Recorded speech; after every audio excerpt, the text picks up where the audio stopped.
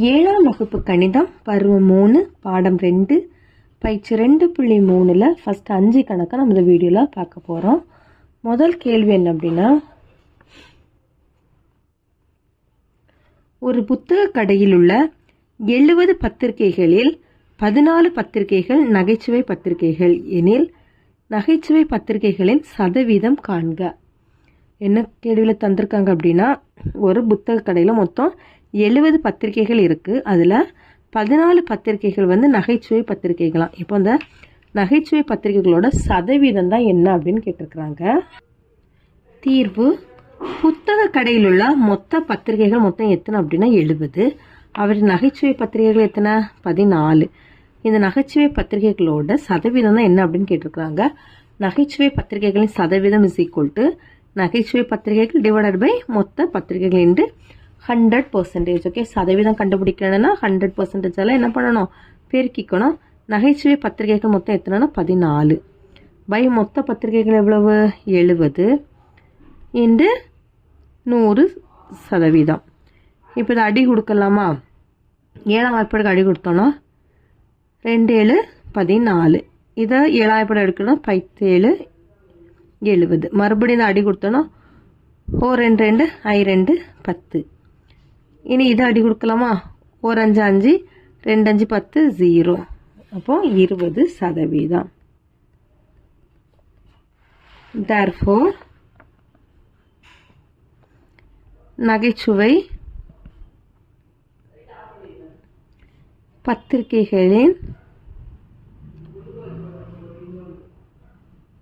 பத்திரிகையின் சதவீதம்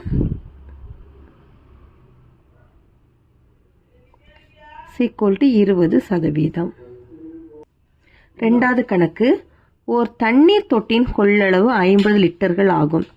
தற்போது அதில் 30 லிட்டர் தண்ணீர் நிரம்பியுள்ளது எனில் அதில் 30% தண்ணீர் நிரம்பியுள்ளது எனில் அதில் 50% தண்ணீர் நிறைய இன்னும் எத்தனை லிட்டர்கள் தேவை அப்படின்னு கேட்டிருக்காங்க. சரியா? ஒரு தண்ணீர் தொட்டியோட கொள்ளளவு, அதாவது அதில் எவ்வளோ தண்ணி பிடிக்கும் அப்படின்னா 50 லிட்டர் பிடிக்கும். அதில் 30% தண்ணீர் நிரம்பி இருக்கான். அதில் 50% தண்ணீர் இன்னும் நிறையதுக்கு எத்தனை லிட்டர்கள் தேவை அப்படின்னு கேட்டிருக்கிறாங்க. தீர்வு: தண்ணீர் தொட்டியின் கொள்ளளவு, அந்த தொட்டி மொத்தம் எத்தனை லிட்டர்கள் பிடிக்கும்? 50 லிட்டர்கள். தற்போதுள்ள நீரின் அளவு 30%. இப்போ இதை நம்ம எத்தனை லிட்டர்னு நம்ம கண்டுபிடிக்கணும். எத்தனை லிட்டர்னு கண்டுபிடிக்கணும் அப்படின்னா 30/100க்கு பதில் 100 இன்டு 50. இந்த அடி கொடுத்துடலாமா? ஓர் 50 50 2 50 100 ஓர் 2 2 15 2 30. இப்போ 15 லிட்டர். என்ன எவ்வளோ நம்மளுக்கு தேவைப்படுது அப்படின்னா 50% தண்ணீரை நம்மளுக்கு நிரப்பணும். இப்போ அதையும் எத்தனை லிட்டர் நம்ம கண்டுபிடிச்சிடலாம். அப்போ எத்தனை லிட்டர்னு கண்டுபிடிக்க 50/100 இன்டு 50. ஓர் 50 50 2 50 100 ஓர் 2 2 25 2 50. அப்போ 25 லிட்டர். இப்போ நம்மளுக்கு 15 லிட்டர் நிரம்பி இருக்கு. என்ன 25 லிட்டர் நம்ம நிரப்பணும். அப்போ நம்மளுக்கு இதனுடைய டிஃப்ரென்ஸ் கண்டுபிடிக்கணும். ஓகேவா? அப்போ என்ன எவ்வளோ தண்ணி நம்மளுக்கு தேவைப்படுது அப்படின்னு கண்டுபிடிச்சிடலாம். ஓகேவா? மொத்தம் 25 லிட்டர் நம்மளுக்கு அதில் நிரப்பணும். ஏன்னா 50% தான் சொல்லியிருக்கிறாங்க. 50%ங்கும் போது நம்மளுக்கு 25 லிட்டர் நிரப்பணும். நம்மளுக்கு ஏற்கனவே 15 லிட்டர் இருக்குது தண்ணி. அப்போ நம்ம 25 15 கழிச்சா எவ்வளோ? 10 லிட்டர் தான் நம்மளுக்கு நம்ம இன்னும் தண்ணி நிரப்பணும். Therefore இன்னும் தேவைப்படும் நீரின் அளவு is equal to 25 minus 15. 25 15 கழிச்சா 10 லிட்டர். 50% நிறைய இன்னும் 10 லிட்டர் நீர் தேவை. அவ்வளோதான் ரெண்டாவது கணக்கு. மூணாவது கணக்கு. கருண் என்பவர் ஒரு ஜோடி காலணிகளை 25% தள்ளுபடி விலையில் வாங்கினார். அவர் செலுத்திய தொகை ரூபாய் 1000 எனில் குறிக்கப்பட்ட விலையை காண்க அப்படின்னு கேட்டிருக்கிறாங்க. ஓகேவா? கருண்ட்டு ஒருத்தர் வந்து ஒரு ஜோடி காலணிகளை எவ்வளோ டிஸ்கவுண்ட்டில் வாங்கியிருக்கிறான் அப்படின்னா 25% டிஸ்கவுண்ட்டில் வாங்கியிருக்கிறான். அப்போ டிஸ்கவுண்ட்டில் வாங்கிக்கும் போது எவ்வளோ ரூபா கொடுத்துருக்குறான் அப்படின்னா 1000 ரூபா கொடுத்துருக்குறான். அப்போ குறிக்கப்பட்ட விலைன்னா அவங்க ஃபிக்ஸட் பண்ணி வச்சுருப்பாங்கல்ல அந்த ரூபாய் என்ன அப்படின்னு கேட்டிருக்கிறாங்க. இப்போ ஃபிக்ஸ் பண்ணி வச்சுருக்க ரூபாய் 1, ஆனால் வந்து தள்ளுபடியில் 25% நம்ம 1000 ரூபா கொடுத்துருக்குறோம். அப்போ அந்த குறித்த விலை என்ன அப்படின்னு கேட்டிருக்கிறாங்க. ஓகேவா? காலணிகளின் குறித்த விலையை நம்ம எப்படி எடுத்திருக்கோம் அப்படின்னா Pன்னு எடுத்திருக்கிறோம். சரியா? காலணிகளின் குறித்த விலை P என்க. காலணிகளுக்காக பெற்ற தொகை வந்து அது நம்மளுக்கு எவ்வளவு 25% அப்படிதான். அப்போ Pயில் 25%. நம்ம குறித்த விலையிலிருந்து எத்தனை சதவீதம் நம்மளுக்கு தள்ளுபடி 25%. அப்போ 25% இன்று Pன்னு எடுத்துக்கணும். 25% எப்படி எழுதலாம்? 25/100 போடலாமா? இன்று P. குறித்த விலை மைனஸ் தள்ளுபடி = செலுத்திய தொகை. அது ஒரு ஃபார்முலா. ஓகேவா? குறித்த விலை மைனஸ் தள்ளுபடியில் கண்டுபிடிக்கும் போது நம்மளுக்கு என்ன செலுத்திய தொகை கிடைச்சிரும். செலுத்திய தொகை நம்மளுக்கு ஏற்கனவே தந்துட்டாங்க. எவ்வளவு? 1000 ரூபாய். குறித்த விலை நம்ம எப்படி எடுத்திருக்கிறோம்? Pன்னு எடுத்திருக்கிறோமா? தள்ளுபடி எப்படி எடுத்திருக்கிறோம்? 25/100 இன்டு P. P மைனஸ் இந்த 25/100 எப்படி எழுதலாம்? 0.25 எழுதலாம். இங்கே 2 0 இருக்கிறனால 2 தசமும் இடது பக்கமும் தள்ளி புள்ளி வைக்கும் போது இங்கே வந்துருப்போ 0.25 P = 1000 இப்படி எழுதிடலாமா? இதுக்கு பதிலாக 0.25 இந்த Pன்னு போட்டிருக்கிறோம். சரியா? இப்போ இதை கழிக்கிறோம். கழிக்கும்போது ஒரு P இதில் எதுவுமே இல்லைன்னா இதில் என்ன நினச்சிக்கணும்னா ஒரு Pயில் இருந்து 0.25 Pயை கழிக்கிறோம். கழிக்கும்போது பாருங்கள் எப்படி கழிக்கலான்னு 1ல் இருந்து 0.25 கழிக்கிறோம். கழிக்கும்போது 10ல் இருந்து 5 கழிச்சோன்னா 5, இங்கே 9. 9லேருந்து 2 கழிச்சோன்னா 7, இங்கே 0 ஆயிரும். அப்போ 0.75 P = 1000. P = 1000/0.75.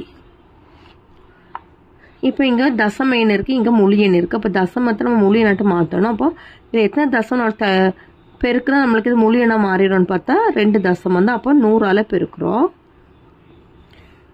பெருக்கும்போது மேலே நம்மளுக்கு எப்படி மாறிடும்னா 1 லட்சம் வந்துடும். 2 0 ஆட் ஆயிருமா? இது நம்மளுக்கு முழு எண்ணாட்டு மாறி 75ன்னு கிடச்சிரும். 75. சரியா? இப்போ 1 லட்சத்தை 75ஆல் வகுக்கணும்.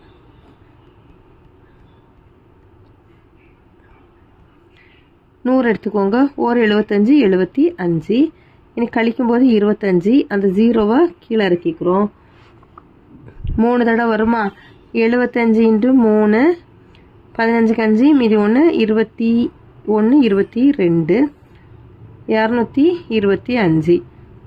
மறுபடியும் கழிச்சா 25. அடுத்தது ஒரு 0 கீழே இறக்குறோம். கீழே இறக்கும்போது அதே 3 தடவை தான் கிடைக்கும். அப்போ 225. மறுபடியும் கழிச்சா 25. அடுத்த ஒரு 0 கீழே இறக்கிக்கிறோம்.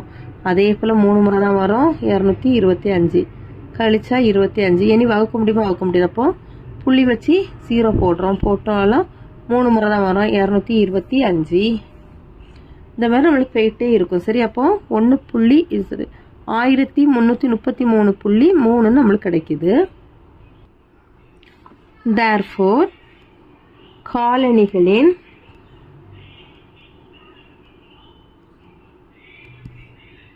குறித்த விலை = ரூபாய் 1333. ஓகேவா? 1333 ரூபாயை அவங்க ஃபிக்ஸ் பண்ணி வச்சுக்கிட்டு 25% தள்ளுபடியில் தான் எவ்வளோ ரூபா பே பண்ணியிருக்கான்? 1000 ரூபா பே பண்ணியிருக்கான். ஓகேவா? அடுத்து 4வது கணக்கு. ஒரு காப்பீட்டு நிறுவனத்தின் முகவர் அவர் சேகரிக்கும் அடிப்படை பிரீமியத்தில் 5% தரகாக பெறுகிறார். அவர் ரூபாய் 4800 பிரீமியமாக வசூலித்தார் எனில் அவர் பெறுகின்ற தரகு தொகை எவ்வளோ அப்படின்னு கேட்டிருக்காங்க. ஓகேவா? ஒரு காப்பீடு நிறுவனத்தில் ஒருவர் சேமிக்கும் அடிப்படை பிரீமியத்தில் எவ்வளோ தரகாக பெறுகிறார்னா 5%. அவர் வந்து எவ்வளோ ரூபாய் வசூலித்திருக்கிறார் அப்படின்னா 4800 ரூபாய் வசூலித்திருக்கிறார். அப்போ அவர் பெறுகின்ற தரகு தொகை எவ்வளோ அப்படின்னு கேட்டிருக்காங்க. பிரீமியமாக வசூல் செய்த தொகை எவ்வளவு அப்படின்னா ரூபாய் 4800. காப்பீட்டு முகவரின் தரகு சதவீதம் எவ்வளவு? 5%. அதை 5/100ன்னு போடலாமா? அதாவது ரூபாய் 100க்கு அவர் பெறும் தரகு எவ்வளோ? ரூபாய் 5. அப்போ 4800க்கு அவர் பெறும் தரகு எவ்வளோன்னா 5/100 × 4800. இப்போ தான் அடி கொடுக்குறோம். 20 அடி கொடுத்துட்டோம்னா 5 × 48. இதை பெருக்கணும் அப்படின்னா ரூபாய் 240. அப்போ அவர் பெறும் தரகு தொகை எவ்வளவு? ரூபாய் 240. தேர்ஃபோர் அவர் பெறும் தரகு தொகை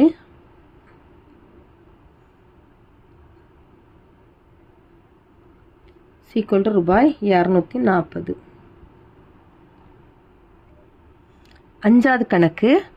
ஓர் உயிரியல் வகுப்பு மாணவர்கள் குழு உள்ளீரில் உள்ள ஒரு புல்வெளியில் ஆய்வு செய்தனர். அவற்றில் 40-30 பூக்கள் வற்றாதவை எனில் வற்றாத பூக்கள் சதவீதம் காண்க. ஓகேவா? ஒரு உயிரியல் வகுப்பு மாணவர்கள் ஆய்வு செஞ்சுருக்காங்க. அதில் 40-30 பூக்கள் வற்றாதவையா? அப்போ வற்றாத பூக்களோட சதவீதம் என்னன்னு கேட்டிருக்காங்க. ஆய்வு செய்யப்பட்ட மொத்த பூக்கள் எவ்வளவு? 40. அதில் வற்றாத பூக்களோட எண்ணிக்கை எவ்வளவு? 30. அப்போ வற்றாத பூக்களோட சதவீதத்தை கண்டுபிடிக்கணும்னா 40-30 பூக்கள் தான் வற்றாதது. அப்போ × 100%. இதை அடி கொடுத்தோம் அப்படின்னா நம்மளுக்கு ஆன்சர் கிடைக்கும். 0 அடி கொடுத்துரும். 1 4 25 4 100. 3 25 பெருக்கணும்னா 75%. தர்ஃபோர் வற்றாத பூக்களின் சதவீதம் 75%. அவ்வளோதான். இந்த 5 கணக்கு முடிஞ்சிச்சு. தேங்க்யூ.